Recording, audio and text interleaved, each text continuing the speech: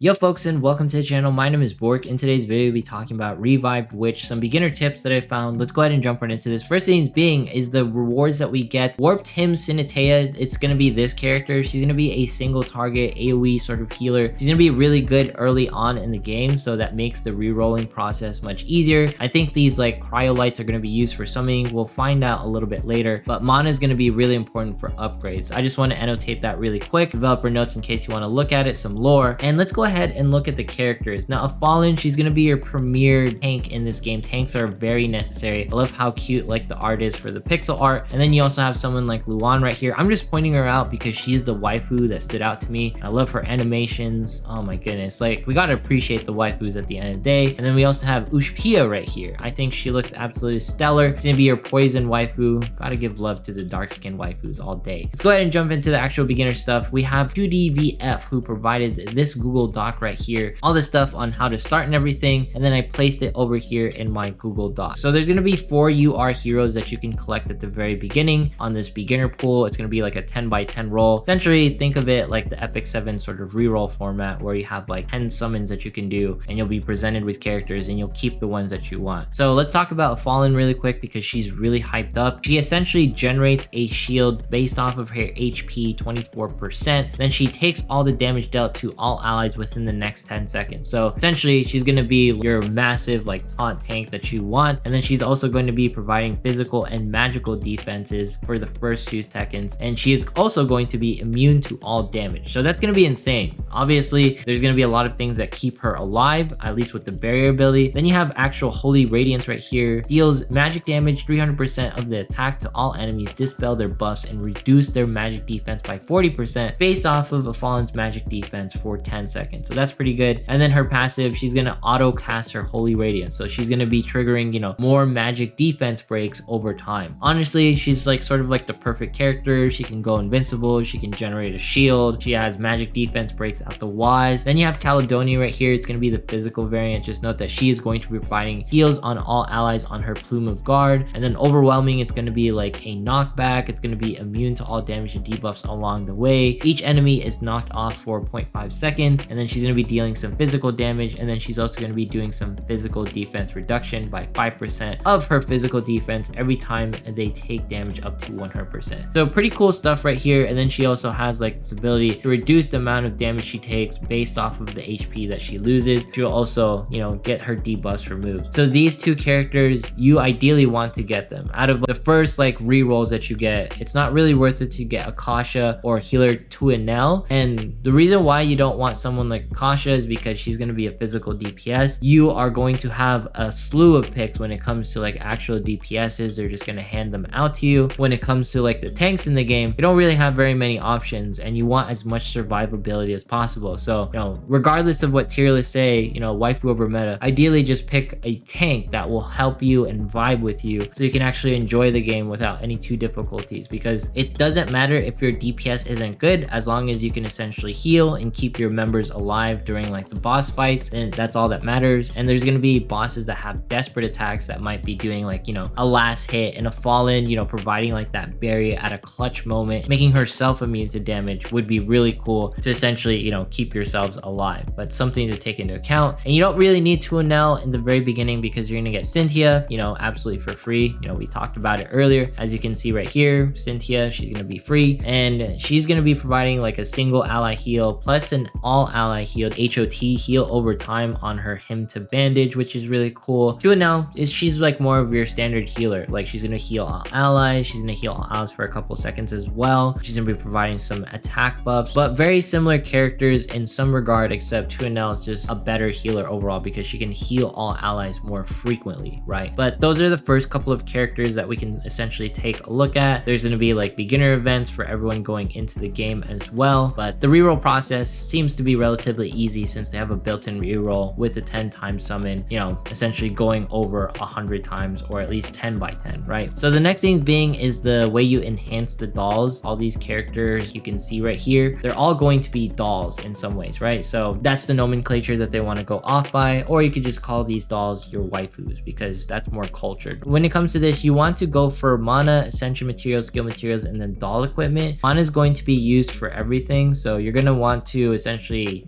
have like this 10k to easily upgrade your stuff at the very beginning of the game. Ascension materials is going to be a little bit different. It's going to be broken down in the sense that there's going to be like a guardian stage, healer stage, destroyer, assassin stage, and mage / compeller. And just note that you only need $2 or 2 waifus in the recommended levels to beat these ascension stages, so just take note of that. And then you have your doll equipment that you can focus on later, and then you have your skill materials. You really don't have to focus on gear skill materials later on, just focus on ascensions and your mana and leveling up at the very beginning. Then you have like your rarities right here. So the top one, it's going to be UR. I don't think the EX like comes out very easily. You probably have to do something crazy. SSR is going to be golden, purple is going to be SR. And in case you guys are wondering, what are the rates for the way CN pretty much showcased it was UR was 2%, SSR was 8%, and SR 40%, and R 50%. So this is kind of low in my opinion. We'll see how it goes. Maybe they'll have like a fair sort of system or better rates as the game launches. And then when it comes to actual elements of the game, there's going to be, red is brimstone, mercury is going to be blue, and then saltstone is going to be yellow. There is also this aether ability, and this belongs only to the witch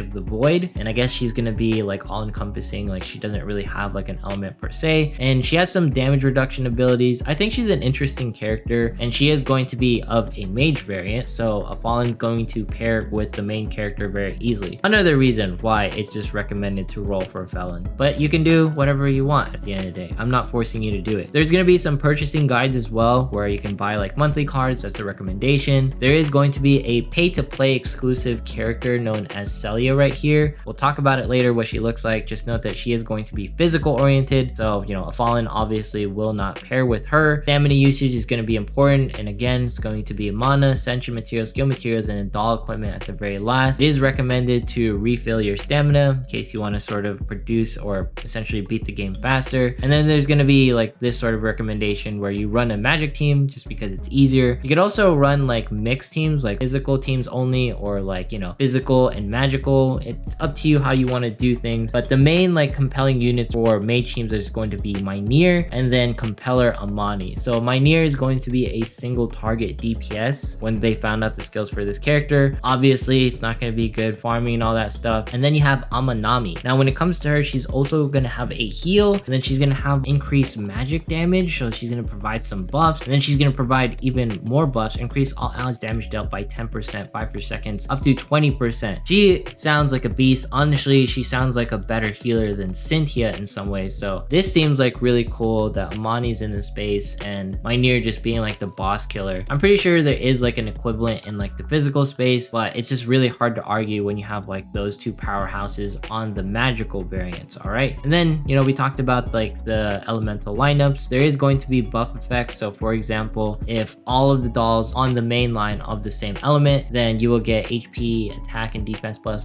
10%. But if the deployed dolls and backups are all the same element, then it's a 15% buff overall. So for example, so you guys can sort of understand, if everyone was brimstone, all of the brimstone characters would have a buff. If everyone was mercury, then all of the mercury characters would essentially have a buff. This is something to sort of look into. And they also point out that technically speaking, Tuanel, like the healer, this Chica right here, or maybe even Cynthia, you don't really need to align their elements in order to get like best heals. If you guys didn't see it earlier, all of their heals are based off of their attack. I'm not sure like how that applies when EN or global release comes, but it's just something to be aware of. Like their heals are based off of their attack. So cool thing about Cynthia, she is Saltstone, so she's not going to pair with the Fallen. We have someone like Tuanel, she is also Salt. A lot of the healers do not fall in line with like the Mercury conduct. Amanami, she is going to be Mercury, and then Mynheer is also going to be Mercury. I think Ushpaya, one of the characters that I was talking about earlier, she's a Mercury, and they have Lacrima, Mercury. A lot of the mages are Mercury. It's just something to take into account. I guess healers, they have like this Saltstone ability, and I'm guessing like more of like the physical characters. Yeah, physical characters are just brims. I guess that's the way like the game sort of wants to do some of these things. Regardless, Witch right here, she probably won't belong to any element unless Aether means all elements. We'll find out later as we go through the game. And just note that URs are okay. The only one that's not worth it is Anamanami, and that's going to be, I believe, this character right here. She's not going to be worth it because it takes 30 seconds for her to essentially start warming up, but it's up to you. And then there's going to be good characters that are SSR and SR,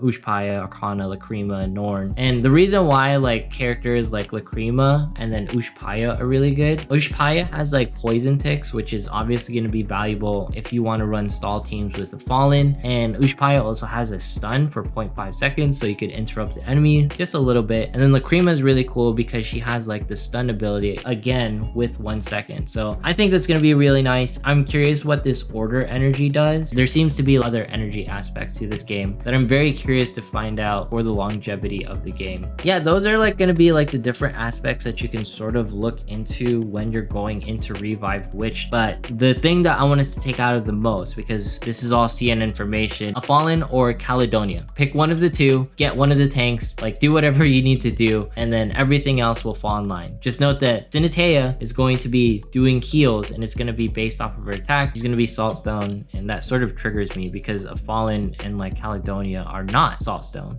I think this game is going to be fun. You know, it's going to be produced or at least published by Yostar, so that's pretty exciting. The game looks amazing to me, like the pixel art, the graphics. I can't wait to play it, can't wait to try it. It's going to be releasing very soon, so hopefully this guide helps you out. I'll have links to all this information down below in the description. Anyways, if you made it this far in today's video, consider subscribing, dropping a like, leaving a comment, follow me on Twitch, follow me on Twitter. Once we hit 27,000 followers, I'll be doing a giveaway. Thanks so much for watching. Have yourself a fantastic day. Here's gonna be a tier list. You know, waifu over meta. You do whatever you want. I don't recommend following these tier lists because we're just so early. Anyways, see you guys in the next one.